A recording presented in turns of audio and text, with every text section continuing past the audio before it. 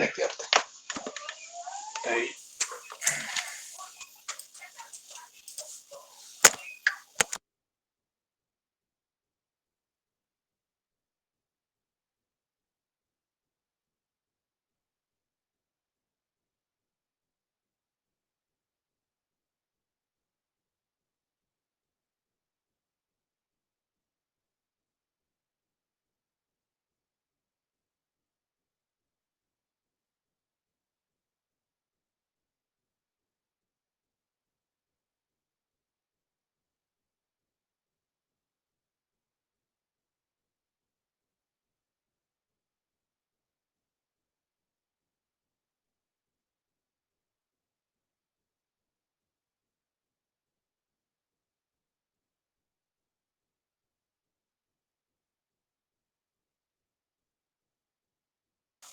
Buenas tardes. Ay, pues voy a... Buenas tardes, Buenas tardes, doctor. doctor. Buenas tardes, doctor. Buenas tardes, doctor. ¿Cómo les ha ido? Bien. Bueno, Bien, sí, señor. entonces vamos a Bien, ver doctor. los ruidos cardíacos. Difícil de dar una clase de estas con sonido cuando uno no complementa con la práctica, pero pues bueno, trataremos de dar las bases de todo esto. El semestre pasado ya habíamos hablado de ruidos cardíacos normales y accesorios, las generalidades, muy general. Aquí hoy pretendo ampliar un poquitico más el tema, ¿sí? Ya saben ustedes que los ruidos cardíacos son vibraciones auditivas, o sea, sonidos, que varían en intensidad, tono y timbre. Cuando uno va a auscultar a un paciente, pues uno localiza los focos o áreas de auscultación cardíaca. Estas no son fijas, no son estáticas, es decir, son dinámicas, puesto que cambian por alteraciones de la anatomía o la proyección de las cámaras cardíacas de acuerdo a ciertas circunstancias, la edad y alteraciones patológicas. Básicamente, uno ausculta focos de la base y focos de la punta. Los focos de la base es el foco aórtico y pulmonar, y los focos de la punta son el foco tricuspidio y mitral, son los principales focos de auscultación. Estos focos de la base están localizados así: el aórtico en el segundo espacio intercostal derecho, borde paraesternal, ipsilateral. El pulmonar al frente, es decir, segundo espacio intercostal izquierdo en el borde paraesternal izquierdo. Está el foco mitral, que es el foco de la punta, ¿sí? O foco de ápex, que está en el quinto espacio intercostal izquierdo sobre la línea medio clavicular, y el foco tricuspidio, que es la unión del apéndice cifoides con el esternón. Hay un foco que nosotros llamamos foco aórtico accesorio, que está debajito del foco pulmonar, o sea, en el tercer espacio intercostal derecho, borde paraesternal, unos 2 centímetros debajo del borde izquierdo del esternón. Así entonces, básicamente uno escucha estos focos. Están señalando a la izquierda de arriba el foco aórtico, foco pulmonar, tricuspidio y el mitral o foco de la punta, ¿sí? Entonces, el foco de auscultación aórtica, ya habíamos dicho dónde localizamos, y allí en este foco se escucha el componente aórtico del segundo ruido cardíaco. Se escucha con más intensidad. En el pulmonar, que estaría al frente, se escucha el componente pulmonar del segundo ruido cardíaco con más intensidad. Le seguimos abajo, que sería el foco tricuspidio, donde el componente tricuspidio es más intenso el primer ruido cardíaco, y el foco mitral, que sería el componente mitral del primer ruido cardíaco, que se escucha con más intensidad. Es una práctica, pues, es la parte teórica. Ahora, cuando uno va a auscultar, escucha con ciertas maniobras. Hay 4 maniobras de auscultación estática, ¿sí? En que la primera es la de decúbito dorsal, la otra es el decúbito lateral izquierdo o posición de Pachón, la otra es la posición semi-Fowler y la otra es la posición inclinada hacia adelante, ¿sí? Por ejemplo, poniendo el paciente en decúbito lateral izquierdo, que es la posición de Pachón, escuchamos muy bien los focos de la punta y del lado izquierdo, entonces uno va a auscultar los focos de la punta. Se sugiere, además de hacer auscultación en decúbito dorsal, pues volteamos al paciente un poquitico y auscultamos eso. Aquí se escuchan entonces los sonidos de los ruidos cardíacos con mayor intensidad, como es el primer ruido cardíaco, ¿sí? El tercero y cuarto ruido cardíaco, la intensidad de los sonidos que se originan en el lado izquierdo, como se incrementa la intensidad de los chasquidos mesosistólicos, por ejemplo, por prolapso de válvula mitral, o la intensidad de los chasquidos de apertura de la válvula mitral, ¿sí? Se incrementa el sonido de ese chasquido de apertura de la válvula mitral en pacientes con estenosis mitral. Ahora, si uno quiere escuchar sonidos del lado de los focos de la base, ¿sí? Entonces uno inclina al paciente, lo sienta, lo inclina hacia adelante, escuchamos muy bien el segundo ruido cardíaco y los chasquidos que se originan en el foco de la base, como son los chasquidos protosistólicos, aórtico y pulmonar, ¿sí? Y hay ciertas maniobras que uno utiliza para alterar el flujo, ¿sí? A través de las válvulas, etcétera, y la capacidad de llenado del corazón, que son las maniobras de auscultación dinámica. Una que es realizar una medida posinspiratoria, la otra sería una maniobra posinspiratoria, una maniobra Valsalva, parar el paciente, bipedestación, ponerle un cuclillas, o levantar las piernitas, que sería la posición del transdelbo. Y finalmente una maniobra muy importante, que es un ejercicio isométrico, que es el apretón fuerte de las manos. Con estas maniobras dinámicas nosotros alteramos los retornos venosos, cavidades derechas y izquierdas, alteramos la poscarga izquierda, los gradientes que hay entre el ventrículo izquierdo y aorto, la frecuencia cardíaca principalmente. Entonces, en una apnea posinspiratoria que estamos haciendo, pues estamos aumentando el retorno venoso a cámaras derechas y estamos disminuyendo el retorno venoso a cámara izquierda, ¿sí? Con esta maniobra posinspiratoria estamos aumentando la intensidad del primer ruido cardíaco, la intensidad del R3 y R4 derechos, y disminuimos la intensidad del chasquido protosistólico pulmonar, que estaría como en la base, ¿sí? Pulmonar. También se aumenta la intensidad del chasquido mesosistólico, que acompaña un prolapso de válvula mitral. En este caso, el clic, que es un clic mesosistólico que vamos a escuchar, se adelanta, ¿sí? Y se escucha con más intensidad. Por el contrario, una apnea posinspiratoria hace lo contrario, pues reduce el retorno a cámaras derechas y aumenta el retorno a cámara izquierda. Con esto estamos aumentando la intensidad del R3 y R4 izquierdo y disminuimos la intensidad del chasquido mesosistólico. Miren que aquí, por el contrario, aumentamos la intensidad del chasquido mesosistólico con la maniobra posinspiratoria, ¿sí? Ok. Eso es una maniobra posinspiratoria. Una maniobra Valsalva también es muy útil, a uno le sirve mucho en semiología. Con la maniobra Valsalva estamos disminuyendo el retorno de cámaras, derecha e izquierda, ¿sí? Algo muy importante. Y estamos disminuyendo la poscarga izquierda, ¿sí? E incrementando la relación o el gradiente de presión entre el ventrículo izquierdo y aorta. Esto va a tener importancia cuando veamos soplos.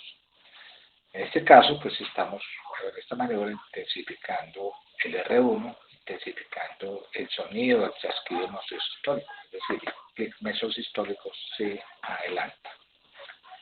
Eso es la maniobra Valsalva. La bipedestación tiene un valor semiológico, sobre todo cuando sospechamos pacientes que tienen un prolapso de válvula mitral. Cuando tienen un prolapso de válvula mitral, pues adelantemos de una vez. Primero ponemos el paciente en posición de cuclillas. Cuando estamos en posición de cuclillas, pues vamos a ver que la intensidad de ese chasquido mesosistólico disminuye. Mientras que si lo paramos de nuevo al paciente y lo dejamos en bipedestación, el chasquido mesosistólico aumenta. Hay un error, después lo corregimos.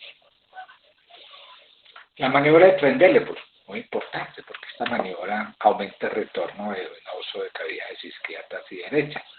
Y esto va a acentuar la intensidad de los ruidos de los tres tiempos, R3 y R4. Y va a disminuir la intensidad del chasquido mesosistólico. Tiene más importancia por el otro lado. O sea, con la maniobra de cuclillas y de bipedestación. El ejercicio isométrico, que es, por ejemplo, el apretón fuerte de la mano, hace que simplemente aumente el retorno a cámaras izquierdas. ¿Sí? Y esto tiene valor importante, porque con esto se acentúa la intensidad de los R3 y R4, se incrementa la intensidad del R1, el componente aórtico pulmonar del R2, del R2 se intensifica y se reduce la intensidad del chasquido mesosistólico. Es decir, con estas maniobras dinámicas uno va a variar, va a alterar el retorno venoso, ya sea de cámara derecha o izquierda. En este caso estamos aumentando el retorno venoso de cámaras derechas, la precarga, cuando hacemos una maniobra posinspiratoria, cuando lo ponemos en cuclillas, Trendelenburg, ¿sí? Y estamos disminuyendo el retorno venoso de cámaras derechas en una maniobra postexpiratoria, maniobra de Valsalva y bipedestación. Ahora, con las cámaras izquierdas, aumentamos el retorno venoso, sobre todo con maniobra postinspiratoria. Y cuclillas, Trendelenburg e ejercicio isométrico. Y todo lo contrario sería disminución del retorno venoso. Una disminución del retorno venoso se asocia a una disminución, está asociada con la maniobra postinspiratoria, Valsalva y en bipedestación. Ya con el tiempo uno va generando esta práctica, si es que la va a utilizar, porque la mayoría de los médicos básicamente no hacemos estas maniobras, se nos olvida con mucha frecuencia, aquí tiene un valor psicológico muy importante. Cuando estemos hablando algo de estenosis aórtica, etcétera, vamos a ver el valor que tiene ciertas maniobras para variar la poscarga izquierda, ¿sí? Y lo mismo que los gradientes de presión entre ventrículo izquierdo y aorta. Conclusión. Cuando veamos ruidos cardíacos, vamos a ver los primeros ruidos cardíacos fundamentales son R1 y R2. ¿Cómo hago yo para incrementar la intensidad del primer ruido cardíaco? Entonces lo dejo en posición supina, te volteo al lado izquierdo, te cubro lateral, le pido que me haga una maniobra postinspiratoria o de Valsalva, ¿sí? O finalmente apriete las manos. Si quiero escuchar el segundo ruido cardíaco, lo pongo en posición sentado hacia adelante, ¿sí? Y le pido el favor que me haga un apretón de manos. Ahí tiene, pues, básicamente. Después vamos a ver los ruidos de tres tiempos, de R3 y R4. Hasta que el tercer y cuarto ruido se dividen en dos componentes, derecho e izquierdo, ¿sí? Derecho e izquierdo. Vamos a ver ciertas maniobras que también van a afectar. Lo mismo cuando veamos los chasquidos protosistólicos, aórtico y pulmonar. Acuérdense que un valor muy importante es el paciente sentarlo inclinado hacia adelante. Y si es un chasquido mesosistólico, o sea, no eyectivo, ¿sí? Lo coloco en posición de busto lateral porque la mayoría de estos pacientes se asocian con prolapso de la válvula mitral, ¿sí? Y este sonido se intensifica hacia adelante con maniobras inspiratorias, Valsalva, bipedestación. Y se retrasa, o sea, se disminuye su intensidad con otras maniobras como la maniobra postexpiratoria, cuclillas y ejercicio isométrico. Los chasquidos de apertura, que son sonidos que se originan por la apertura de la válvula mitral, entonces lo lógico es colocar al paciente en el cúbito lateral izquierdo y que realice una maniobra postexpiratoria, ¿sí? Ahí tienen pues los sonidos más importantes. ¿Qué características tienen los ruidos cardíacos? Pues ahora decía, los ruidos cardíacos son vibraciones, ¿sí?, auditivas de los tejidos elásticos como el corazón, que varían en intensidad, tono y timbre. Eso es lo más importante. Entonces, cuando uno habla de un ruido cardíaco, está hablando de la intensidad o la fuerza, ¿sí?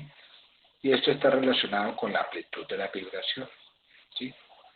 El tono se refiere al número de vibraciones por segundo. Esto se expresa en unidades Hertz, ciclos por segundo. Entre mayor frecuencia de vibraciones haya por segundo, mayor tonalidad va a tener, una tonalidad más alta, que es lo que llamamos el tono agudo. En cambio, a menor frecuencia, la tonalidad será más baja y el tono será grave. El timbre o cualidad del sonido, ¿sí? Esto depende de la forma en que vibre. Por ejemplo, en ruidos cardíacos hay un sonido con característico, un timbre que se llama galopante. El sonido galopante es como la suma del tercer y cuarto ruido cardíaco en pacientes que tienen falla cardíaca. Y suenan, como dice ahí, cascos de un caballo que galopa, ¿sí?, en el pavimento, ¿sí? El sonido chasqueante es un sonido típico de chasquidos, que no me lo dice, o clics, que son sonidos de tono alto, que pueden ser sistólicos o diastólicos. Y hay un timbre musical típico de pacientes con prolapso de válvula mitral, cuando hacen el chasquido mesosistólico. Entonces, la intensidad se expresa como fuerza, ¿sí?, en unidades Hertz, ¿sí?, en ciclos por segundo, ¿sí? Que decía ahora, depende de la amplitud de ese cuerpo en vibración. ¿Qué factores van a alterar esa intensidad de esos ruidos cardíacos? Pues, si miramos de los relacionados con el paciente, están muy relacionados con el grosor de la pared torácica. Si un paciente es obeso, o tiene hiperinsuflación pulmonar, como es el caso del enfisema, o tiene líquido en cavidad torácica, como un derrame pleural, una pericarditis, ¿sí?, o tiene un grosor del tejido mamario de las mujeres, pues esto va a disminuir la intensidad de los ruidos cardíacos, ¿sí? Muy importante tenerlo en cuenta. Bueno, hay otros aspectos técnicos que me pasé, pero aquí lo voy a decir. El uso del estetoscopio, ¿sí? ¿Sabes cuándo usamos campana? Cuando usamos diafragma. Los sonidos de diafragma de tonalidad alta se escuchan con más intensidad cuando escuchamos este sonido con la diafragma del estetoscopio. Y si son graves, pues se escucha mejor con la campana, ¿sí? También depende de la tensión ejercida del estetoscopio sobre la superficie del tórax. Eso lo vieron por usted en semiología, que para escuchar un frote pleural se debe colocar suavemente ese estetoscopio sobre la superficie del tórax. Entonces, mirando este primer aspecto, la intensidad de los ruidos cardíacos va a depender de la cantidad de tejido de aire o líquidos que hay entre el corazón y el estetoscopio, ¿sí? ¿Debido a qué? Pues a que esas vibraciones mecánicas de este tejido cardíaco se desplazan, ¿sí?, a través de medios distintos como el aire, los líquidos y los tejidos. Entonces, debe existir siempre un acoplamiento acústico entre las estructuras cardíacas y la pared torácica que hace contacto con el estetoscopio. Así entonces, los ruidos cardíacos serán más difíciles de escuchar porque se pierde intensidad cuando no existe acoplamiento acústico, ¿sí? Es decir, hay presencia de aire, como en este caso un paciente que tiene un EPOC o tiene un derrame pericardio. Entonces acá hay aire, aquí hay líquido y aquí habría grasa, ¿sí? Lógico. La tonalidad, que es la frecuencia en ciclos por segundo, ¿sí? El oído humano es muy sensible a frecuencias de entre 500 y 3000 ciclos por segundo, ¿sí? Y él puede detectar fácilmente sonidos, como la voz, ¿sí? ¿Ok? Pero en la medida que esos ciclos se pierden, empiezan a bajar, pues se pierde la habilidad del oído para detectar dichos sonidos. O sea que el rango óptimo de una agudeza auditiva está en promedio entre 1000 y 2000 Hz. Cuando vamos a escuchar sonidos cardíacos, mire la tonalidad, ¿sí? a una frecuencia entre 30 y 80 unidades Hz. Por eso teníamos que acercar el oído, colocar un aparatico, que es el estetoscopio, para escucharlos. Los soplos tienen una mayor, digámoslo, tonalidad que los ruidos cardíacos, ¿sí? Así entonces los ruidos cardíacos, podemos decir que hay unos que son más bajos, de tonalidad más baja, y otros de tonalidad más alta. Si comparamos el primer ruido cardíaco, comparamos con el segundo, el primer ruido cardíaco tiene una tonalidad más baja, ¿sí? Por eso se debe auscultar con la campana, mientras que el segundo ruido tiene una tonalidad más alta y se debe auscultar con el diafragma, ¿sí? No olviden que tonalidad no es igual a intensidad, ¿sí? Los tercer y cuarto ruido cardíaco, ¿sí?, son sonidos de tonalidad muy baja, grave. Ahorita hablamos maniobras para detectarlo. La otra característica es el timbre o la cualidad, ¿cierto? Entonces hay sonidos muy característicos. Por ejemplo, cuando uno tiene un paciente con un segundo ruido cardíaco intenso, entonces ya sea por hipertensión arterial o hipertensión pulmonar, vamos a oír un timbre muy característico. El ruido clangoroso, ¿sí?, del segundo ruido del componente aórtico que ocurre en pacientes con hipertensión arterial, o el ruido de pistola descrito por los franceses cuando hay un segundo componente que es el componente pulmonar de hipertensión pulmonar aumentada. O también podríamos escuchar lo que yo les mostraba ahora, el sonido galopante, ¿sí?, que es típico de ritmos cuádruples en pacientes con insuficiencia cardíaca, ¿sí? No sé si ustedes lo escuchan.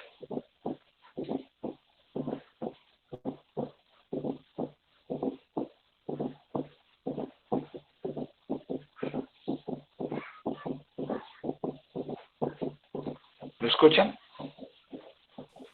Sí, doctor. También hay un sonido chasqueante, típico de pacientes con chasquidos o clics mesosistólicos, pacientes que tienen prolapso de válvula mitral, ¿sí? Aquí paremos, ¿sí?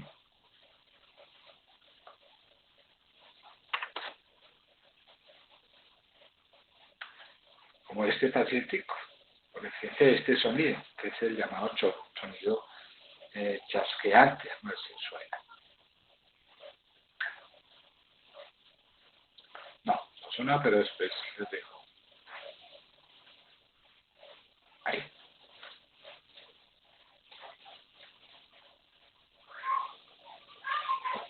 No sonó, no importa.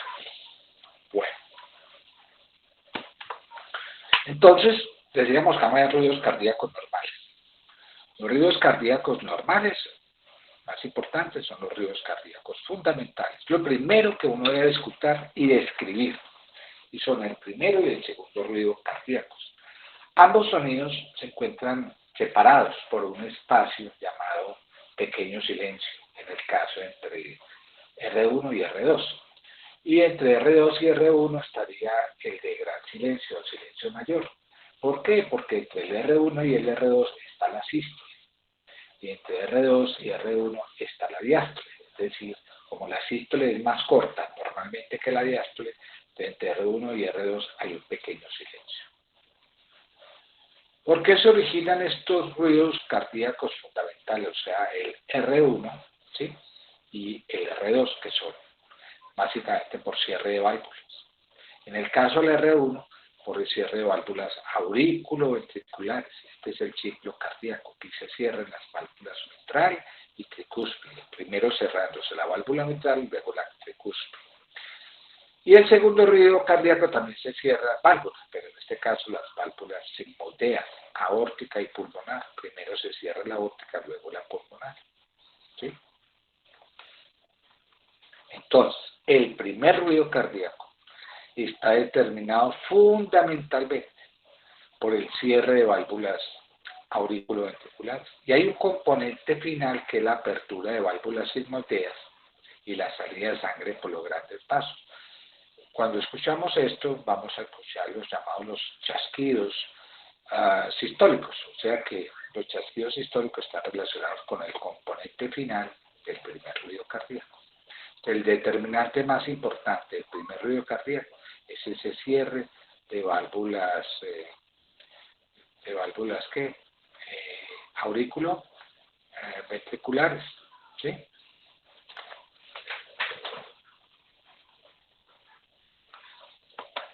Normalmente durante cada ciclo cardíaco, la mitral precede al cierre de la válvula tricúspide. ¿En cuánto? Más o menos unos 10 a 40 milisegundos. De manera que el cierre de la válvula mitral es el primer componente del primer ruido cardíaco y ocurre antes del cierre de la válvula tricúspide. Entonces, finalmente, el cierre de la válvula tricúspide es el segundo componente audible del primer ruido cardíaco y ocurre después del cierre de la válvula mitral. ¿Está claro? Sí, doctor. Bueno. ¿Qué características tiene un primer ruido cardíaco? Entonces, el primer ruido cardíaco se escucha siempre en los focos de la punta. No es que no se escuche en los focos de la base, pero ahí es donde se escucha con más intensidad. Sobre todo el paciente colocando el decúbito lateral izquierdo. Se puede colocar el decúbito pro, pero lo ideal es colocar el decúbito lateral izquierdo. En focos de la punta, específicamente en el foco mitral, porque tiene su mayor intensidad para escuchar el componente mitral. ¿Qué indica el R1? El inicio de la sístole, ¿sí? Y este está relacionado con la fase de contracción isovolumétrica, o sea, cuando ocurre el cierre de esas válvulas auriculoventriculares. Si uno va a palpar el paciente, esto coincide con el choque de la punta a la palpación, entonces nos ayuda mucho para diferenciarlo. Además, usualmente se escucha como un primer ruido cardíaco único, ¿sí? O sea que los dos componentes están muy próximos de sí y por eso se escuchan como un sonido R1 único sin distinguir ningún componente de los dos, mitral tricuspidio. ¿Sí? ¿Ok? Entonces, cuando uno está escuchando estos ruidos cardíacos, pues esto es lo que usualmente escuchamos.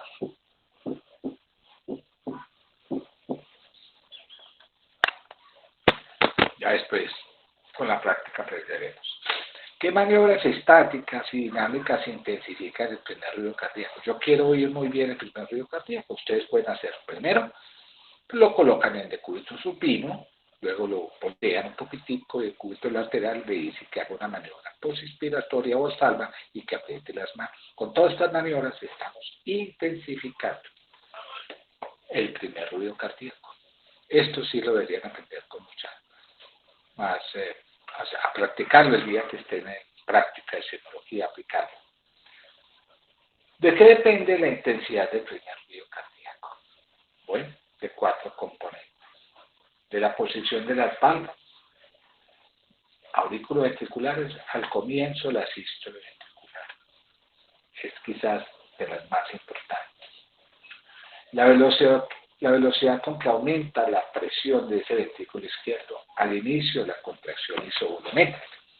Esa velocidad se refiere a si hay un trastorno de conducción rápido o lento, como ocurre en síndromes de precipitación o bloqueos AB. La presencia y ausencia de enfermedades subyacentes de válvulas auriculoventriculares. Y lógicamente lo que yo decía ahora, la cantidad de tejido, aire o líquido entre el corazón y el estetoscopio.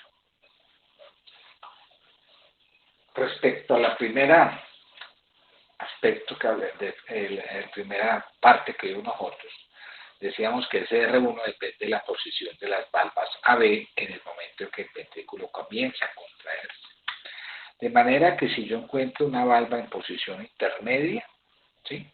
En el momento que inicia la contracción, la intensidad es la moderada y eso es lo normal. En cambio, si están semicerradas o cerradas, escucharía un primer ruido cardíaco débil. O si están ampliamente separadas, escucharía un primer ruido cardíaco intenso. O sea, ¿Cuándo puedo escuchar un R1 intenso de acuerdo a lo que yo acabo de ver? Un R débil, primer ruido cardíaco disminuido de intensidad. Cuando existe un retraso en el inicio, el ascenso de la presión intraventricular, un retardo en la conducción AV, por ejemplo, bloqueo auriculoventricular. O porque la válvula auriculoventricular es incompetente para cerrarse. Eso ocurre en valvulopatías AV regurgitantes como la insuficiencia mitral y tricuspide. O porque hay un cierre precoz de las válvulas AV mitral, sobre todo en mitad de la diástole, como ocurre en una insuficiencia aórtica. ¿Sí? O porque la válvula AV, en este caso la mitral, quedó muy calcificada, una estenosis mitral calcificada. ¿Sí? Entonces aquí vemos el ejemplo, la insuficiencia mitral. ¿Qué pasa cuando existe insuficiencia mitral?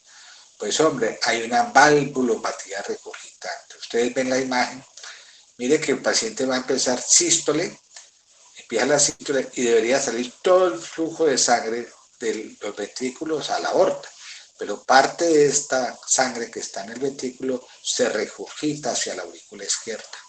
¿Sí? Esto es lo que llamamos una valvulopatía regurgitante, y en este caso es la mitral, podría ser la tricúspide. ¿Sí? Cuando ocurre eso, entonces la válvula mitral tiene un cierre incompetente, es decir, aproxima estas válvulas, se aproximan entre sí en el momento que se inicia la contracción. Entonces esto va a generar un ruido cardíaco débil. ¿Sí? ¿Ok? Entonces uno escucharía este sonido, un R1 muy disminuido de intensidad. Y dejo para que hagan el ejercicio ustedes. Bueno, ¿me están escuchando? Sí, doctor. Sí, doctor.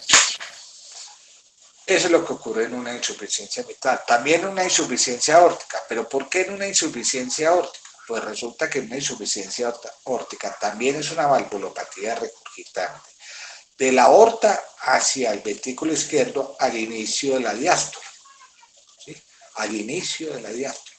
O sea que durante la diástole hay flujo que va de la aurícula al ventrículo y de la aorta al ventrículo. O sea que este ventrículo recibe una gran cantidad de volumen. Y como recibe una gran cantidad de volumen, entonces la presión, ¿sí?, de la diástole durante ese llenado se eleva lo suficiente para cerrar en forma prematura la válvula mitral. Y esto entonces ocasionaría un cierre prematuro al inicio de la contracción, lo que generaría también un primer ruido cardíaco apagado. ¿Sí?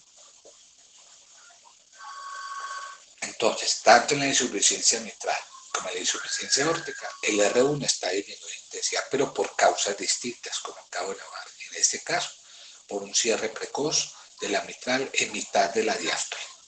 ¿Sí? Todo lo contrario, situaciones que hacen que las valvas AV se hallan ampliamente separadas en el momento del inicio de la sístole, de la contracción isovolumétrica. Esto haría una R intenso. Y esto ocurre, por ejemplo, cuando hay una conducción AV acelerada. ¿Sí? Todo lo contrario el bloqueo AV, en este caso el síndrome de precipitación. En estenosis de válvulas AV, como la estenosis mitral, o en estados de gasto cardíaco alto, como por ejemplo un hipertiroidismo o cualquier causa que lo eleve. Entonces, en el caso de una estenosis mitral, el primer ruido cardíaco está intenso. ¿Y esto por qué? Porque ese R1 aumentado, ¿sí?, se debe a que en el momento que se inicia la contracción, como estas válvulas están ampliamente separadas, ¿sí?, la fuerza con que se contrae, se cierra estas válvulas es intensa. Esto genera lo que llamamos un primer ruido cardíaco. Y todo lo contrario, en estos pacientes, como están ampliamente separadas, la válvula retarda en cerrarse. O sea, ampliamente separada significa que va a generar un R1 muy intenso. Es característico de pacientes con estenosis mitral.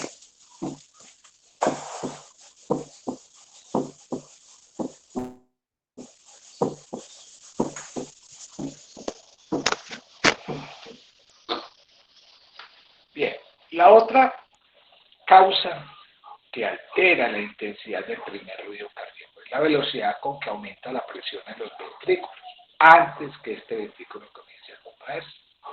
Entonces tenemos dos situaciones, o que la conducción AV sea acelerada o que sea retardada.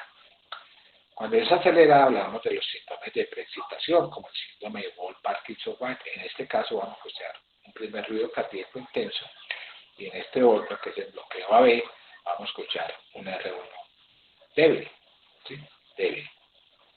Aquí vemos, por ejemplo, la conducción AV acelerada, que veíamos que es una anomalía de la conducción por la presencia de una vía accesoria, ¿sí? Una vía accesoria. Por eso se llama síndrome de preexcitación, porque está excitando en forma prematura la contractilidad cardíaca.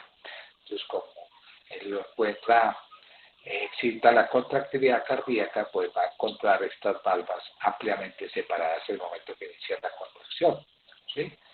Entonces, si la contracción ventricular está preexcitada por la presencia de este síndrome, ¿sí?, las válvulas van a estar muy separaditas y el R1 será intenso, ¿sí? O sea, al iniciarse la sístole, vamos a encontrar esas válvulas AV separaditas, ¿sí? Y vamos a escuchar un primer ruido cardíaco muy intenso. Aquí vemos una figurita representando el primer ruido cardíaco intenso, amplio. Todo lo contrario cuando hay un retardo en la conducción, ¿sí? Cuando hay un retardo en la conducción, ¿sí?, la contracción auricular, ¿sí?, precede a la contracción ventricular en un intervalo excepcionalmente largo, dura más de 200 milisegundos, ¿sí? En un electrocardiograma se asocia con un intervalo PR prolongado, que es lo que llamamos un bloqueo auriculoventricular. O sea que el tiempo que demora el estímulo para pasar de la aurícula al ventrículo es mayor, ¿sí? Entonces, si esto ocurre, vamos a ver unas válvulas que ya se han cerrado, ¿sí? Y entonces vamos a encontrar un R1 débil, apagado, ¿sí? Eso es lo que ocurre. Entonces, resumiendo, el primer ruido cardíaco aumentado se debe a varias causas, ¿sí? Una de ellas, por una conducción AV acelerada como síndrome de preexcitación. Dos, por estenosis de válvulas AV como la estenosis mitral, estados de gasto alto como nombré ahora, y otras causas, por ejemplo, la taquicardia o cardiopatías congénitas tipo CIA y CIB. Incluso hay otras causas, por incremento de la contractilidad, etc. ¿A qué se debe entonces un R1 disminuye intensidad o R1 velado? Entonces ahorita lo decíamos. Cuando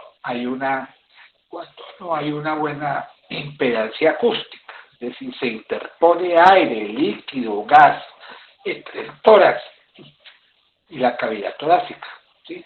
El corazón en cavidad torácica, como el enfisema, la obesidad, el derrame, que vamos a escuchar unos ruidos cardíacos, no un primer ruido cardíaco, también un segundo ruido cardíaco, disminuido de intensidad, débil, apagado, o por retardos de conducción, como decíamos ahora, bloqueos AV, o por un cierre de válvula incompetente, la insuficiencia mitral, o por un cierre precoz de la válvula mitral en mitad de la diástole, como ocurre en la insuficiencia aórtica, ¿sí?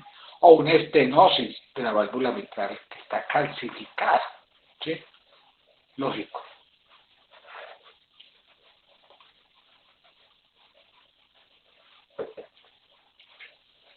También el primer ruido cardíaco puede variar de intensidad, unos más amplios, otros menos amplios, es decir, unos más intensos y otros más intensos, ¿sí? Y esto debido a que hay muchas causas. la FA, fibrilación auricular, ¿sí? El pulso alternante, por ejemplo, como es las taquicardias ventriculares, las extrasístoles ventriculares, ¿sí? Las extrasístoles ventriculares, después de que ocurrió una extrasístole aparece un primer ruido cardíaco intenso, ¿sí? Entonces aquí vemos, por ejemplo, el caso de la fibrilación auricular, que recuerden que es la arritmia sostenida que se observa con más frecuencia en la práctica clínica. Por eso hay que saber estudiarla muy bien. Una de las manifestaciones clínicas de esa FA es las variaciones de intensidad del R1, ¿sí? Y esto se asocia mucho a esta imagen electrocardiográfica. Ven ustedes la amplitud de los complejos QRS que son cambiantes, varían.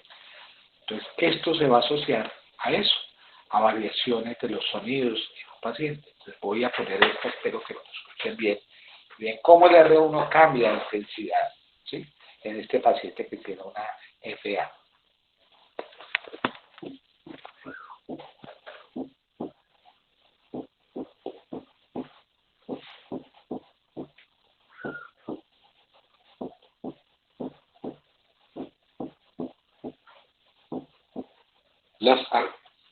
Listo, ¿lo escucharon? Sí, doctor. Bueno, muy bien. Esa es una muy importante, ¿sí? La otra, el paciente es con bloqueo AV completo, muy común.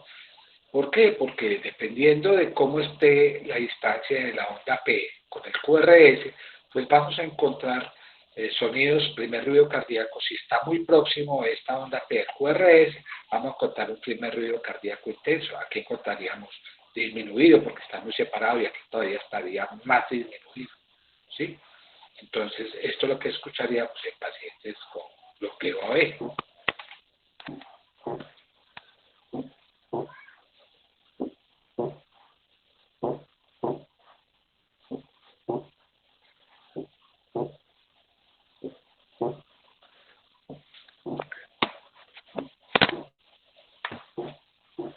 Muy bien. O el paciente que está en falla cardíaca, que tiene lo que decíamos nosotros por ahí cuando vimos falla cardíaca, el pulso alternante, que varía mucho de amplitud, ¿sí? En este caso es un pulso regular, pero es alternante. Entonces también vamos a escuchar variaciones de la intensidad de ruidos. El primer ruido cardíaco se puede desdoblar, como ocurre igualmente con el desdoblamiento del segundo ruido cardíaco. Ambos se desdoblan. Y ambos tienen desdoblamiento fisiológico amplio y paradójico, ¿sí? ¿Cuándo ocurre desdoblamiento fisiológico? El desdoblamiento ocurre cuando notas una inspiración profunda. Aquí, los dos componentes, mitral y tricuspidio, del primer ruido cardíaco se escuchan por separado. Entonces vamos a encontrar un R1 desdoblado durante una inspiración.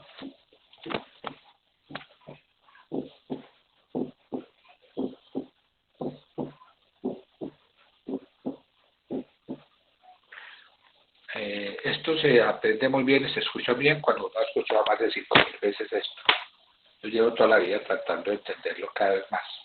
Entonces no es tan fácil, pero hay que hacerlo.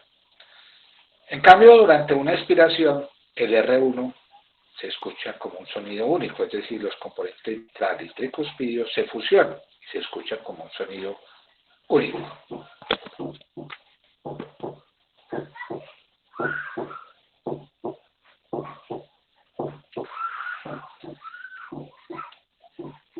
Esto tiene importancia porque cuando uno está escuchando ruidos cardíacos, lo primero que tenemos que decirle al paciente es que por favor haga una inspiración, no respire, o sea, estamos haciendo una inspiración profunda y estamos haciendo un cuadro de apnea post-inspiratoria. Cuando eso ocurre, entonces hay mayor retorno, mayor llenado a cavidades derechas, aumenta el retorno a cavidades derechas. ¿Sí? Este retorno a cavidad derecha, por el efecto fisiológico que ustedes conocen, este es el tabique interventricular, el tabique se desplaza un poco a la izquierda, ¿sí? Y además se disminuye el retorno a la aurícula izquierda. Entonces aquí aumentó el retorno, aquí disminuyó, ¿sí? De manera que aquí hay un mayor retardo del cierre de la válvula mitral y aquí el cierre de la válvula mitral ocurre más precozmente, ¿sí? De manera que el cierre de la válvula mitral precede ya en 20 a 40 milisegundos al cierre de la válvula mitral. Entonces vamos a escuchar un R1 desdoblado, o sea, con los dos componentes por separado. Todo lo contrario ocurriría en una inspiración, todo lo contrario. ¿Por qué? Porque aumenta aquí el retorno a cavidad izquierda, se reduce el retorno a cavidades izquierdas y entonces el cierre de la válvula mitral precede en 10 a 20 milisegundos. De manera que el primer ruido cardíaco se va a escuchar como un ruido único. En ciertas situaciones fisiopatológicas, el destonamiento de ese primer ruido cardíaco pues, es lo que puede escucharse tanto en inspiración como en expiración. Cuando eso ocurre es lo que llamamos desdoblamiento amplio. Desdoblamiento amplio es que se oye en expiración y se acentúa en inspiración. O sea, en los dos ciclos respiratorios se escucha, acentuándose más en inspiración. Esto ocurre en situaciones como el bloqueo de rama derecha de las vejigas, donde hay un mayor retardo del cierre de la válvula tricuspide.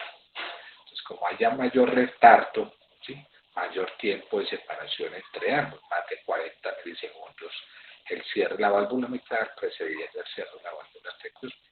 Entonces vamos a escuchar un R1 ampliamente desdoblado.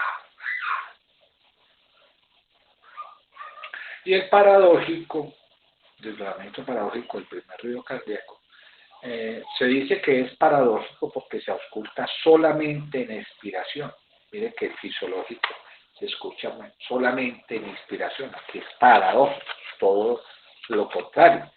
¿Y eso cuándo ocurre? En bloqueos de rama izquierda, donde se retarda el cierre de la válvula mitral y aquí se invierte. Primero se cierra la válvula tricuspide y luego la mitral. Y también se van a escuchar los dos componentes por separado, pero durante la expiración. ¿Hasta aquí vamos bien?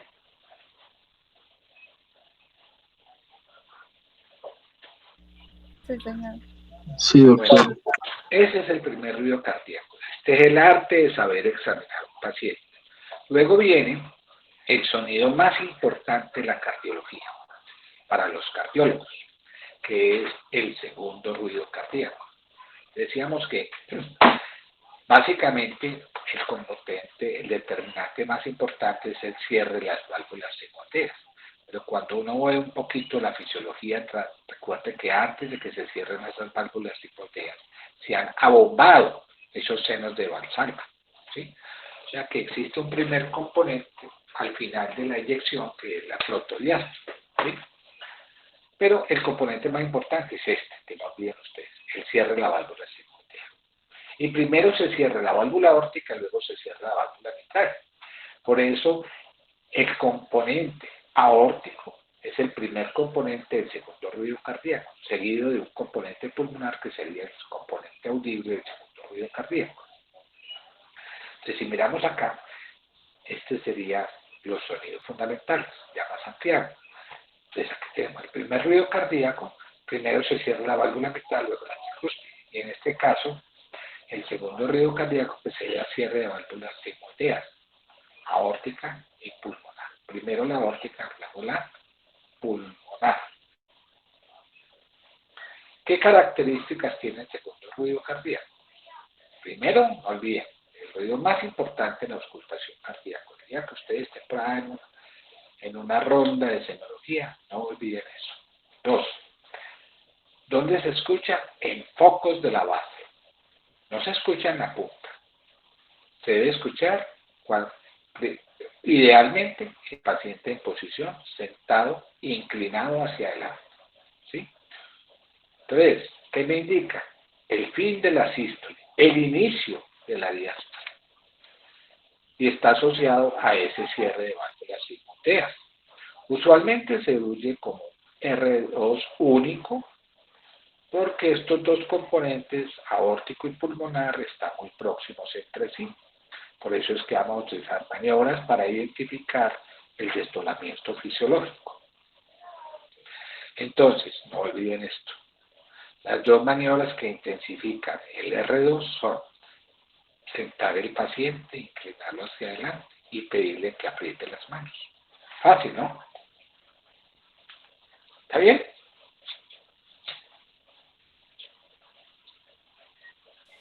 Sí, doctor. Sí, doctor. Muy bien. Perfecto.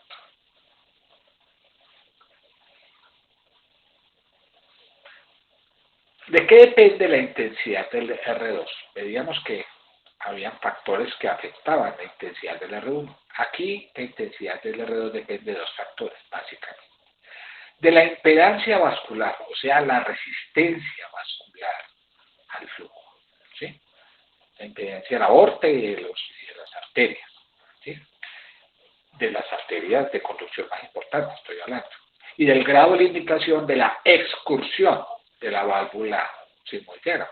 Cuando la válvula se abre debe hacer una buena excursión. Cuando está estenosada, pues esto va a afectar la intensidad.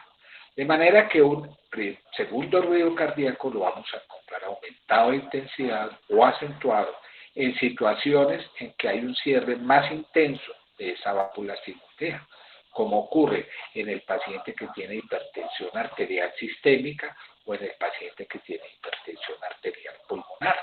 En ambos vamos a escuchar un segundo ruido cardíaco intenso. ¿Sí? Escucha.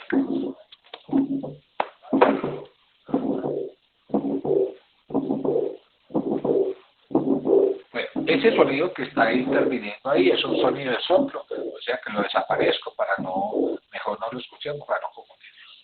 ¿Sí?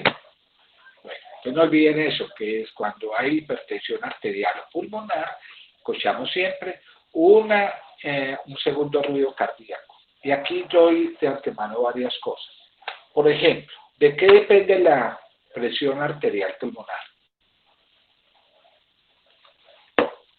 Fisiología. De tres cosas. Ley de Ohm.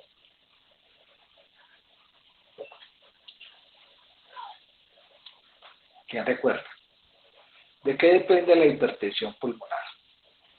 Dice, la hipertensión pulmonar se define como una presión arterial de la arteria pulmonar mayor de 30 milímetros o una presión media mayor de 20. ¿De qué depende esa PAP, esa presión media de la pulmonar? De tres cosas. De la resistencia vascular pulmonar, de la resistencia venosa pulmonar y del flujo pulmonar. Entonces pongamos un ejemplo. Se incrementó el flujo pulmonar. ¿Por qué se incrementó el flujo pulmonar? Porque hay un mayor gradiente, ¿sí?, de presión y de flujo hacia cavidades derechas. En cardiopatías congénitas, ¿como cuál? La comunicación interauricular, la CIB y el ductus. En esos pacientes hay hipertensión pulmonar. De hecho, cuando esa hipertensión pulmonar se incrementa, hace que los soplos típicos de esos pacientes con cualquiera de estas tres condiciones que ya dije, hace que esos soplos disminuyan de intensidad y aparece el componente semiológico más importante, que es un R2 aumentado de intensidad. ¿Se acuerdan cuando vimos el viernes el seminario de EPOC? Y decíamos que las resistencias vasculares están muy elevadas, paciente con EPOC, y que se asociaba a la auscultación a un R2 aumentado de intensidad. Ahí tienen otra causa. ¿Sí? ¿Vamos bien? Entonces, ¿cuándo voy a ver un R2 disminuido de lado? Todo lo contrario. Cuando hay una calcificación o una limitación de esa excursión de válvula sigmoidea, como ocurre en estenosis aórtica o pulmonar, sobre todo cuando está esa estenosis es severa o esas válvulas que están calcificadas. Todo lo contrario. Desdoblamiento del R2, claro. También está fisiológico, amplio y paradójico. Y le agrego uno que es como una variedad de desdoblamiento amplio, que es el fijo. ¿Sí? El desdoblamiento fijo del R2 es como una forma de desdoblamiento amplio. Ya vamos a ver. Desdoblamiento fisiológico es el que más debemos. Entonces recuerden, inclinamos al paciente hacia adelante, le pedimos que haga una maniobra inspiratoria. Durante esa maniobra expiratoria, usualmente vamos a escuchar el R2 detonado. Cuando el paciente bota el aire, le pedimos que haga una maniobra expiratoria con apnea post-expiratoria, vamos a escuchar un R2 único, detonamiento. Y esto es lo mismo, debido a lo mismo que ya dije.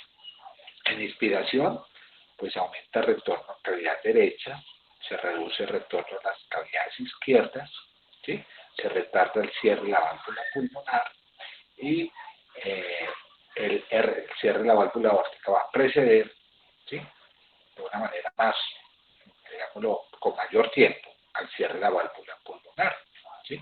Entonces se va a escuchar un R2 desdoblado y todo lo contrario en respiración profunda, ¿sí? Ahora, ¿qué ocurre cuando hay un desdoblamiento amplio, el R2? Mire que el componente aórtico, el cierre de la válvula aórtica, precede al cierre de la válvula pulmonar, pero por más tiempo, ¿sí? O sea, la duración de ese cierre de válvula aórtico es mayor, ¿sí?, de 60 milisegundos al cierre de la válvula pulmonar. Entonces, esto, cuando hacemos una inspiración profunda, existiría un desdoblamiento amplio. ¿Y debido a qué? A dos causas. Porque se retarda el cierre de la válvula pulmonar, ¿sí? O porque hay un cierre precoz de la válvula aórtica. Ponga la manito de ustedes, puntica, y sepárenla. Eso es separar tiempo, ¿sí? ¿Y qué es la característica de eso? Lo que decía ahora. Se oyen en los dos ciclos respiratorios, tanto en expiración como en inspiración. Pero igual que en el desdoblamiento amplio del R1, se acentúa en inspiración. Esto hace la diferencia del paciente que tiene un desdoblamiento fijo. Esto es lo que llamamos un desdoblamiento amplio.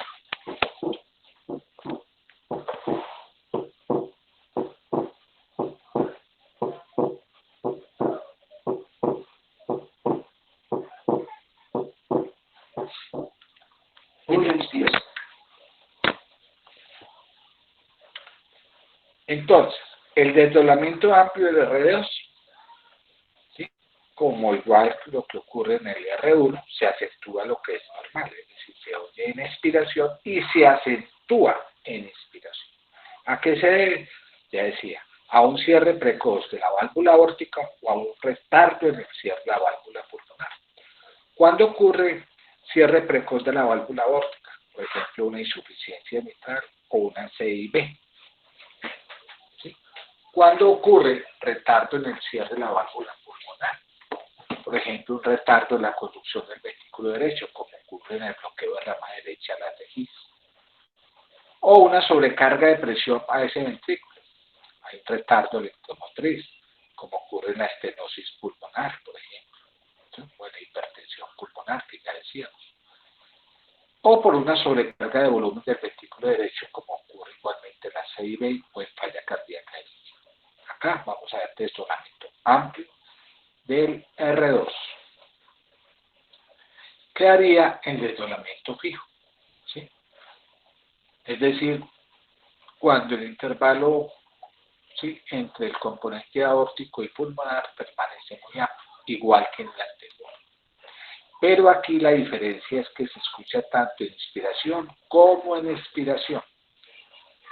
Diferente al desdoblamiento amplio, que se escucha tanto en expiración, pero se acentúa en expiración. Esa es la diferencia. ¿Y en dónde voy a escuchar eso?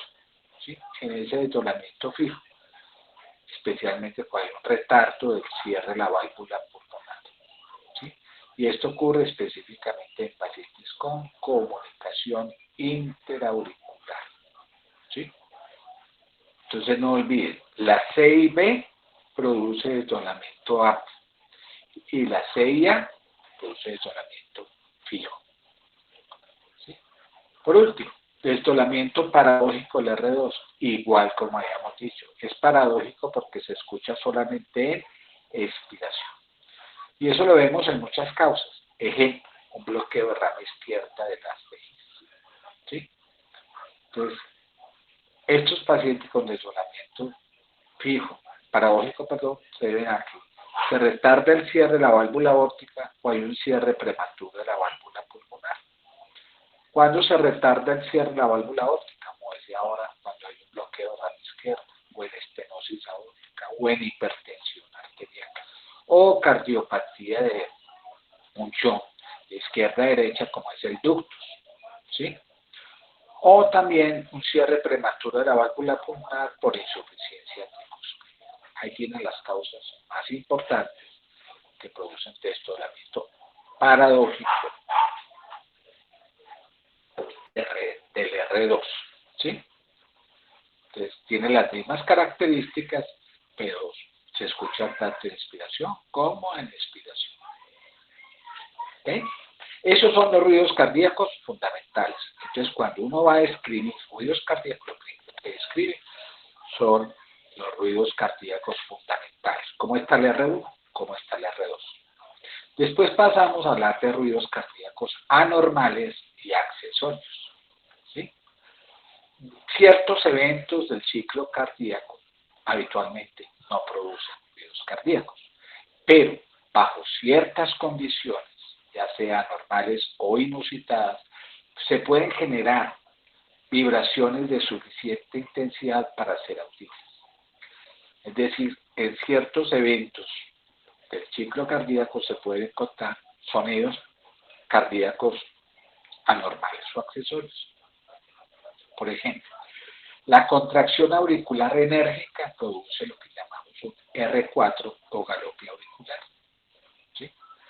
En cambio, el llenado rápido de los ventrículos al comienzo de la diástole produce lo que llamamos un R3 o un galope ventricular, tercer ruido cardíaco. Este R3 y este R4 lo vamos a llamar ruidos de tres tiempos, ¿sí? Y después vamos a escuchar si hay sonidos de clics o chasquidos, ¿sí?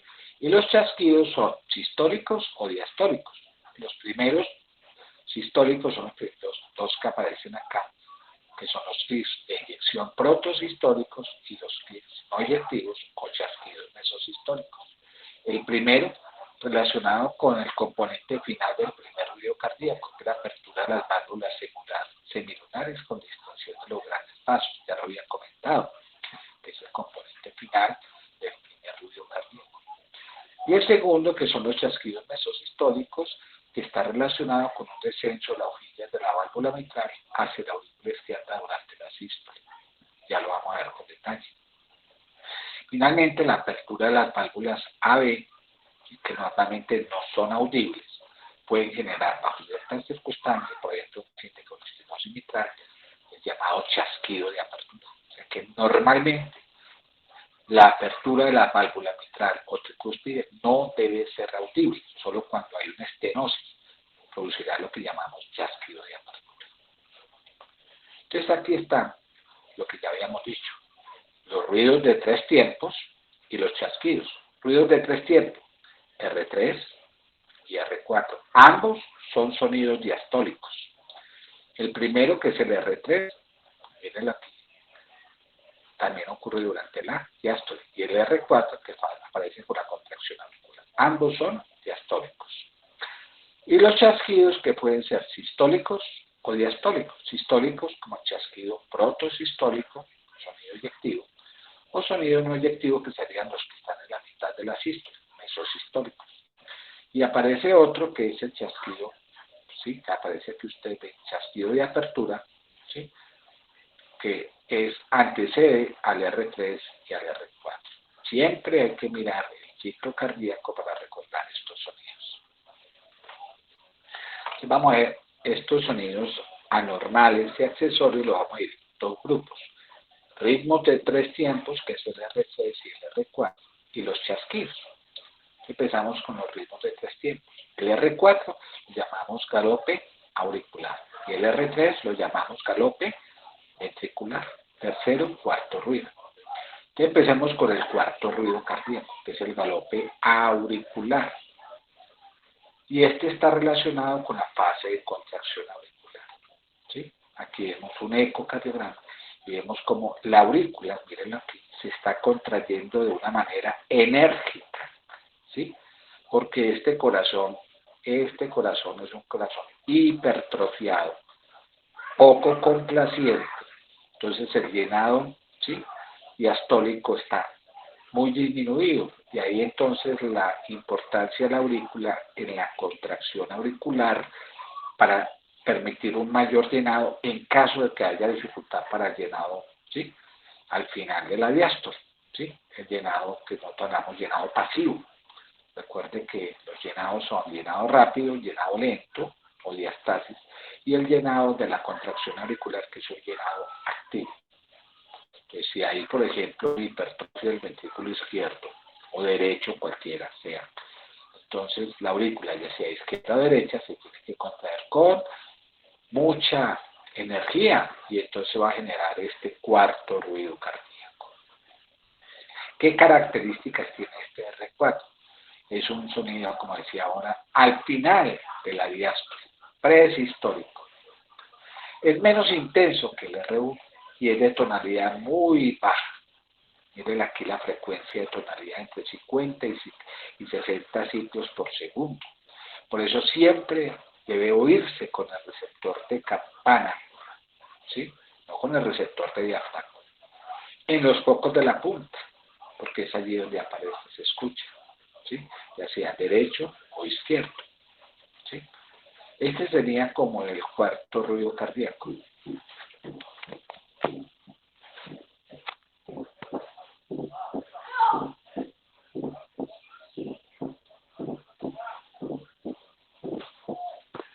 Muy bien. Resulta que este ruido cardíaco, decía ahora, tiene una tonalidad muy baja, ¿sí? Entonces, es evidente que el oído se halla en desventaja para conocer este sonido. Entonces, para vencer esta desventaja, hacemos 4 cositas. 1, debe ser escuchado con un receptor de campana. El receptor de diafragma oblitera este sonido. 2, se debe emplear una campana del tamaño más grande posible. 3, la campana deberá aplicarse sobre todas con mucha suavidad, ¿sí? Si se aplica con demasiada presión, este sonido se oblitera. Y 4, utilizamos maniobras que aumentarían la intensidad de este sonido. Por ejemplo, una maniobra posinspiratoria, colocando el paciente en posición de Trendelenburg o haciendo que apriete las manos, un ejercicio isométrico. Como este sonido se origina por la contracción auricular, pues hay contracción auricular derecha e izquierda. Por tanto, hay un R4 derecho y un R4 izquierdo, ¿sí? No olviden eso, ¿sí? Pero en términos generales, para intensificar el sonido del cuarto ruido, que es un sonido de baja tonalidad, pues nosotros podríamos recurrir a varias maniobras. Vemos aquí, por ejemplo, si es derecho, colocamos al paciente en posición de Trendelenburg y le hacemos que haga una inspiración profunda y una apnea seguida, ¿sí? Si es izquierdo, lo colocamos... Sí, cuéntame. Doctor, Sí, ¿hay alguien, qué pena, había alguien más que estaba hablando? No. no. Ah, bueno, doctor, qué pena. Lo que pasa es que hay algunos compañeros que en este momento nos necesitamos retirar porque tenemos una reunión a las 7. Entonces, no sé si de pronto A las podríamos como cuadrar otra forma para la clase. No, a las 7 termino. Antes de las 7 ya va a terminar. Tranquila. Me demoro Listo, doctor. 25 minutos.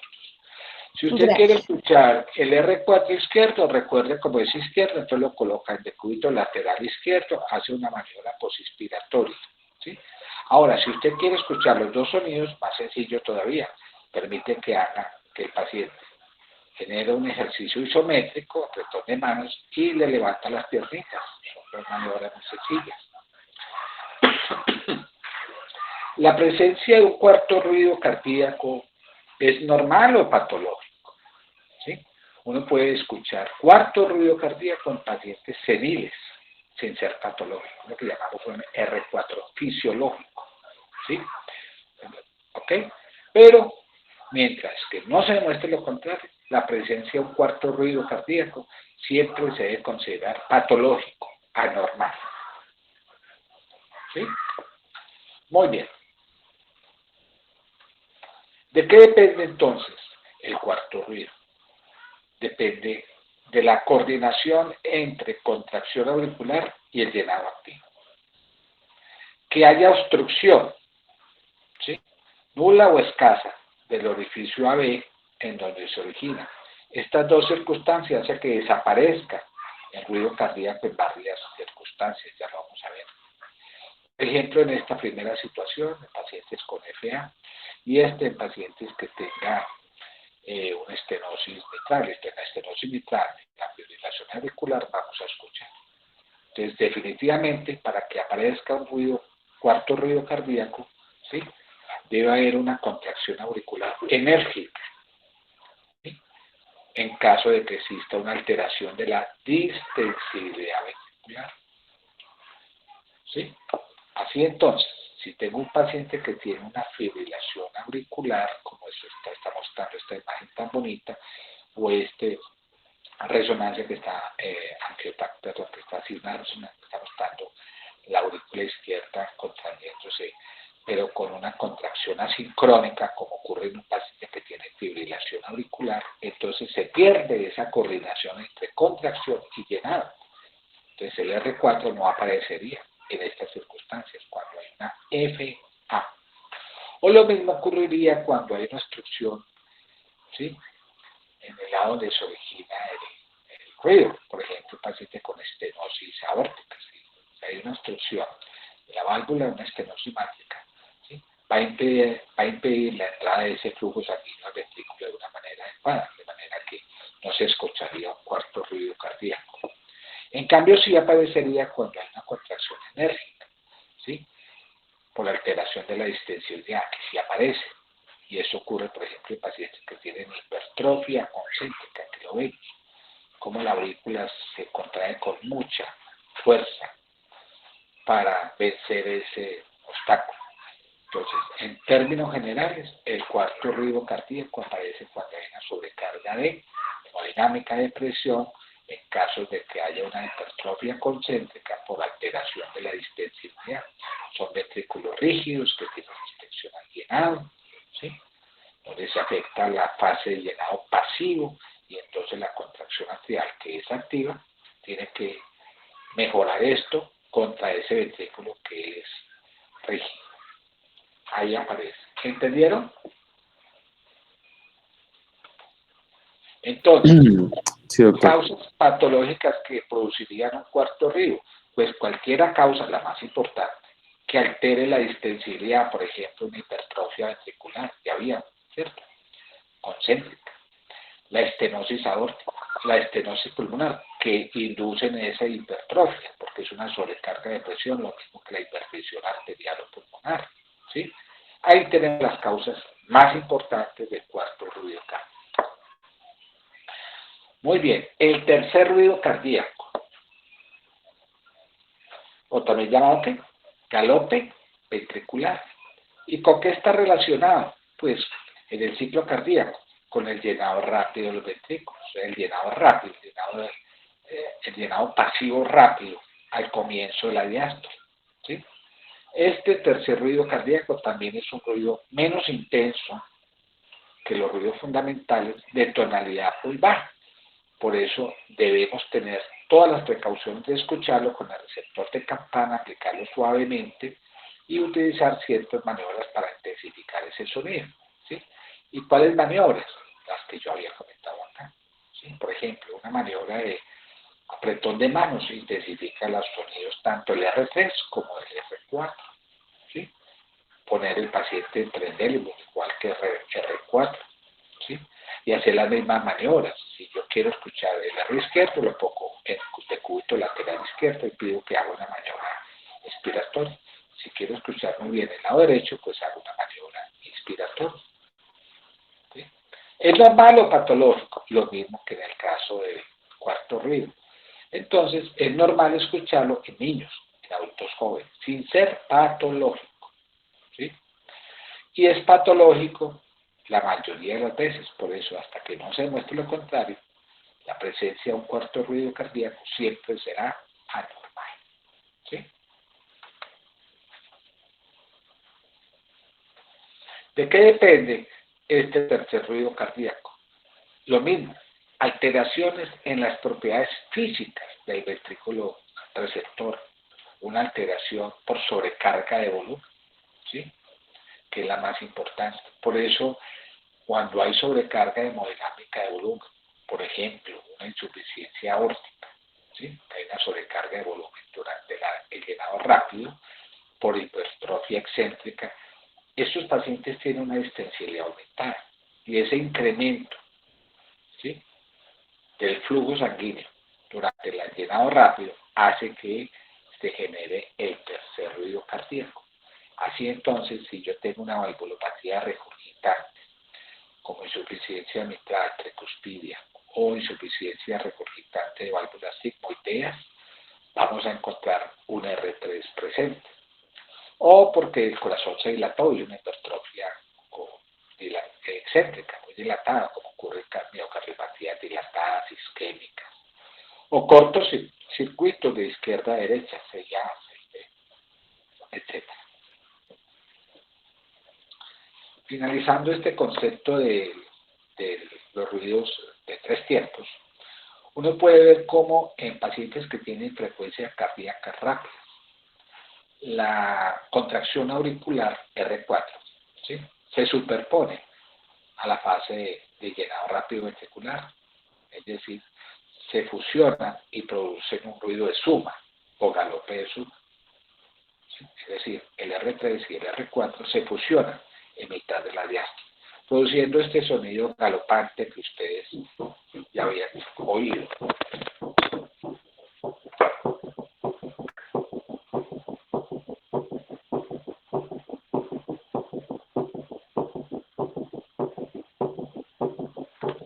Bonito, ¿no? Bueno. Y también puede ocurrir un ritmo cuádruple. Este también, tanto como galope de suma o ruido de suma, como el ritmo cuádruple, ocurre en pacientes con falla cardíaca. En este caso ya no es una frecuencia rápida, sino una frecuencia lenta. Si el paciente tiene una frecuencia cardíaca lenta, ¿sí?, entonces ya podemos escuchar el R4 y el R3 y el R4, ¿sí?, independiente. O sea, ya vamos a escuchar tanto el R1 como el R2 más el R3 y el R4, ¿sí? Escuchen bien lo que les voy a mostrar, que es más bonito todavía. A ver, espero que no me falle.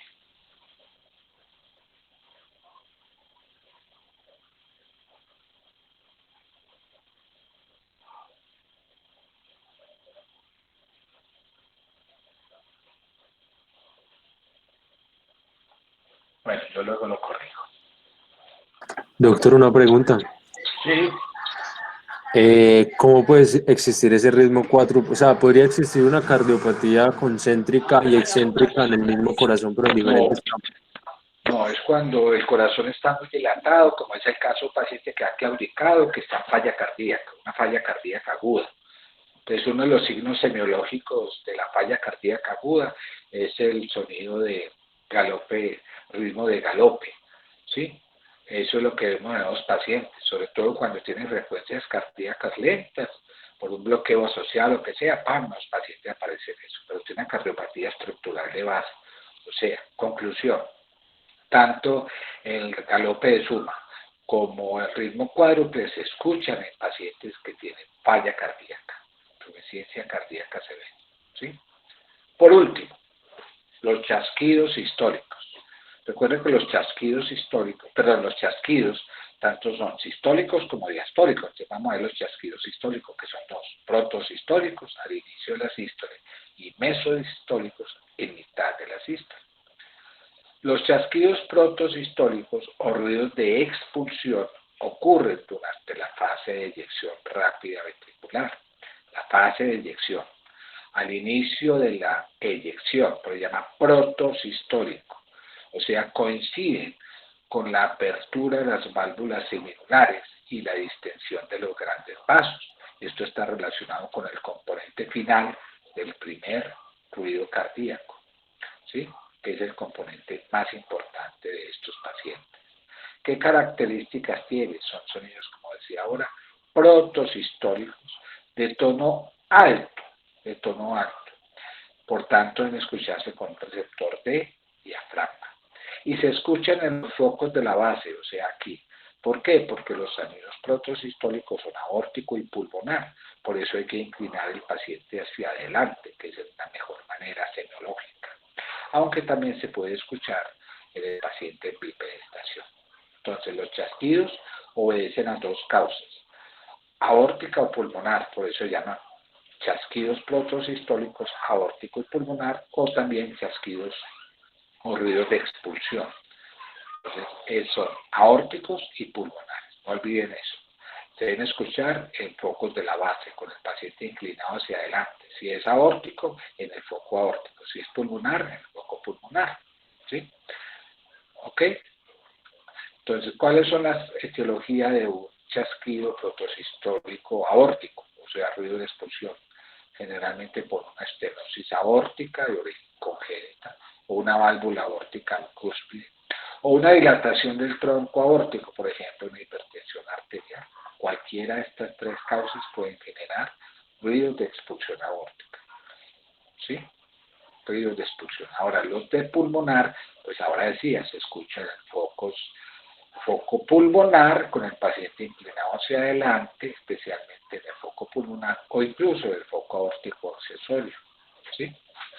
Y se deben también a estenosis pulmonares, a una CIA, se puede escuchar ruido de expulsión pulmonar, o por dilatación del tronco de la pulmonar, una hipertensión pulmonar o la presencia de ductos. ¿Sí? Finalmente estarían los chasquidos mesosistólicos o clics no eyectivos, que ocurren durante la fase de eyección lenta, o sea, en mitad de la sístole. ¿Y a qué se debe? ¿Sí? Pero ¿qué características tienen? Son mesosistóricos, aparecen más tardío que esos ruidos de expulsión. Igualmente tienen tonalidad alta. ¿Sí? Como están relacionados con el cierre con la mitral, usualmente entonces se debe escuchar con el paciente, ¿sí? Inclinado hacia la izquierda. Como es de tonalidad baja, se escucha con el receptor de la campana, entonces se escucha en focos de la punta, en el paciente en el culto lateral izquierdo. Y su intensidad aumenta, ¿sí? Cuando ponemos al paciente en bipedestación o realizamos maniobras de Valsalva, o sea, maniobras que reducen el volumen ventricular izquierdo. Y su intensidad disminuye con el paciente en posición cuclillas o cuando hacemos un ejercicio isométrico, o sea, maniobras que incrementan el volumen ventricular izquierdo. ¿Sí? Entonces, en un paciente, si yo lo inclino hacia la izquierda, lo coloco en decúbito lateral izquierdo, pues voy a escuchar este sonido con más intensidad.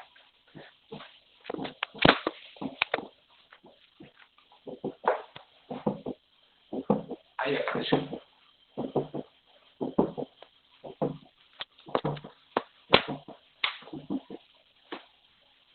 Ahora,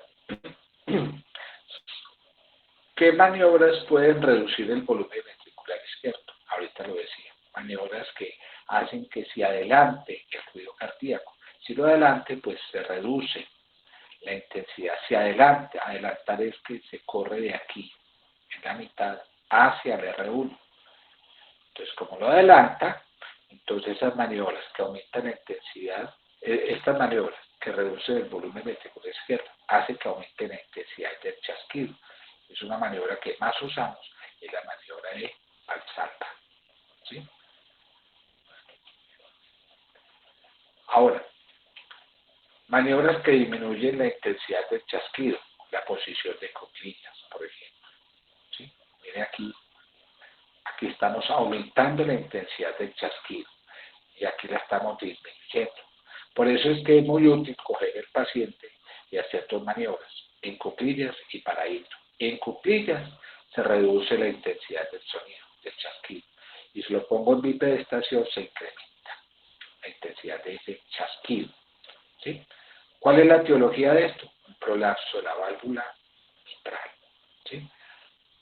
Prolapso de válvula mitral. Aquí lo vemos mejor en esta gráfica. Vean la gráfica derecha.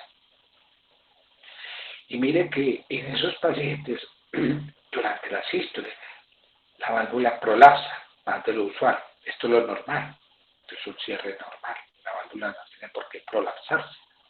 Cuando hay un prolapso leve o un prolapso severo, ¿sí? Las hojas de las válvulas mitrales prolapsan hacia la aurícula izquierda y producen ese desarrollo característico. Insisto, si usted lo coloca en cuclillas, entonces se mueve hacia el R2. Si usted lo para de nuevo, se mueve hacia el R1. Pararlo hacia el R2, mire rápido, desplazarlo hacia el R2 hace que disminuya la intensidad del sonido. Entonces, si yo lo pongo en cuclillas y luego lo paro al paciente, se aumenta la intensidad y así lo puedo identificar. Finalmente, terminando la conferencia, vamos a hablar de los chasquidos diastólicos, que es el chasquido de apertura de la válvula mitral. Recuerden que normalmente la apertura de la válvula mitral es silenciosa. Y entonces, ¿en qué circunstancias puede ocurrir? Bueno, ¿en qué circunstancias? ¿Sí? Cuando una válvula mitral, en este caso, está estenosada, engrosada, deforme, pero móvil, es decir, no calcificada. ¿Sí? Cuando eso ocurre, entonces la apertura de esa válvula mitral es audible y se conoce como chasquido de apertura. ¿Sí? Es sonido que antecede al tercer ruido cardíaco, es protodiastólico. ¿Sí? ¿Y cuál es el mecanismo? ¿Sí? Un movimiento sistólico brusco de esa válvula mitral que se desplaza al ventrículo izquierdo. Como es un sonido de válvula mitral, entonces es un sonido que yo hice con el paciente con decúbito lateral izquierdo. ¿Sí? De tonalidad alta. Como tiene tonalidad alta, entonces lo escuchamos con el receptor de diafragma. Y su intensidad va a aumentar durante una maniobra post-respiratoria.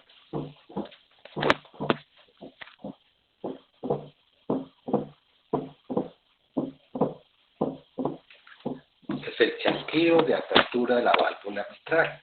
¿Sí? Entonces, si tengo un paciente con estenosis de la válvula mitral, este paciente presentará una de las características más importantes, que es el chasquido de apertura. Así entonces, hoy concluimos diciendo que pacientes que tienen estenosis de la válvula mitral tienen un R1 intenso, 2, un chasquido de apertura. Ya mañana, entonces aquí vemos la gráfica, un R1 intenso con un chasquido de apertura, y mañana vamos a hablar de que esos pacientes que tienen un primer ruido cardíaco acentuado con chasquido de apertura de la válvula mitral podrán tener también un soplo, que después hablaremos mañana, que será un soplo mesodiastólico con reforzamiento presistólico. Eso es lo que vamos a formar, como los semiólogos llaman, el complejo auscultatorio primario total de la válvula mitral, que es el ritmo del duro 100, que consiste en 4 componentes. Primer ruido cardíaco acentuado, chasquido de apertura, soplo mesodiastólico y un reforzamiento presistólico. ¿Sí? Aquí vemos vamos a ver finalmente chasquido de válvula mitral con un primer ruido cardíaco acentuado.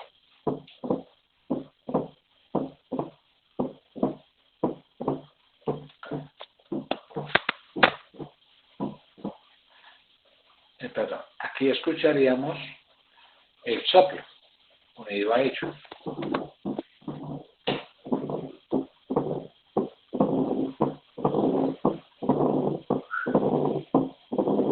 Ya se ha sumado a ese primer ruido cardíaco y a ese chasquido de apertura el soplo.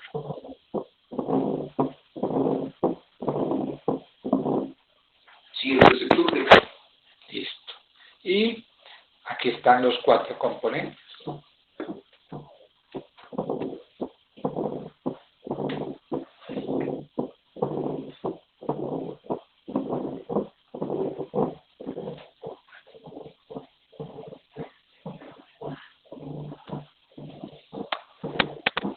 Muy bien, con eso hemos concluido la charla de ruidos cardíacos normales y accesorios. Muchas gracias por la compañía, gracias por la paciencia, ¿sí? Si tienen alguna pregunta, ya pueden. Doctor, una pregunta. Sí. La estenosis de la válvula mitral, ¿se escucha entonces en maniobra post-respiratoria o pues el soplo y todo? ¿Cuál? ¿El qué? ¿El soplo se escucha entonces en maniobra post-respiratoria? ¿El soplo El soplo. Ya mañana lo vamos a ver. Vamos a ver a hablar de soplos, ¿cierto? El soplo mesodiastólico. Ese siempre es en mitad de la diástole, ¿sí? Vamos a escucharlo, la mayoría de las veces lo escuchamos y está acompañado, ¿sí? ¿Ok?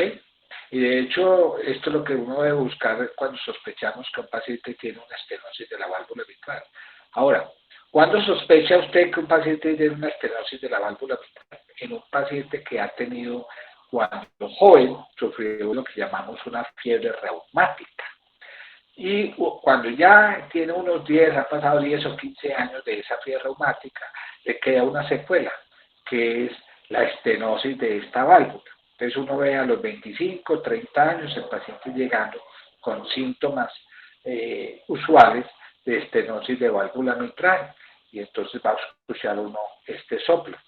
Este es típico de los pacientes con fiebre reumática, ¿sí?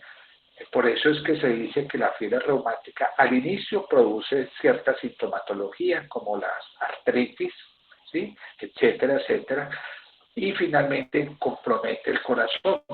Y uno de los sitios más comprometidos son las válvulas, y las válvulas más afectadas son la mitral y la aórtica.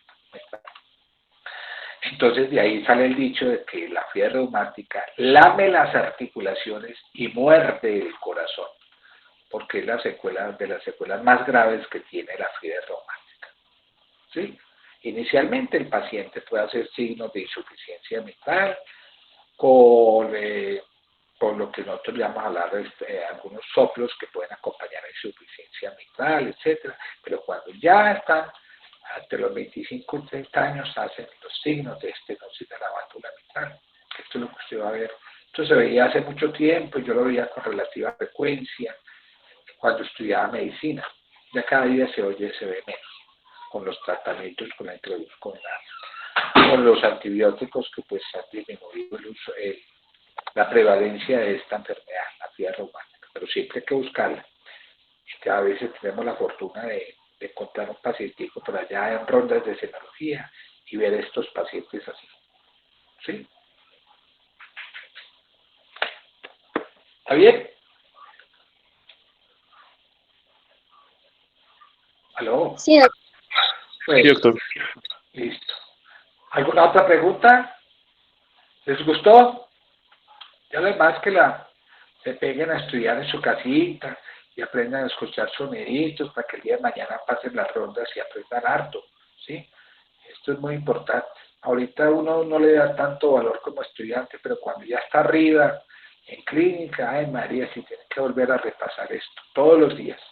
Yo les confieso, yo vivo encantado de hablar de este tema, yo soy apasionado de la cardiología y me encanta hablar de esto porque todos los días aprendo.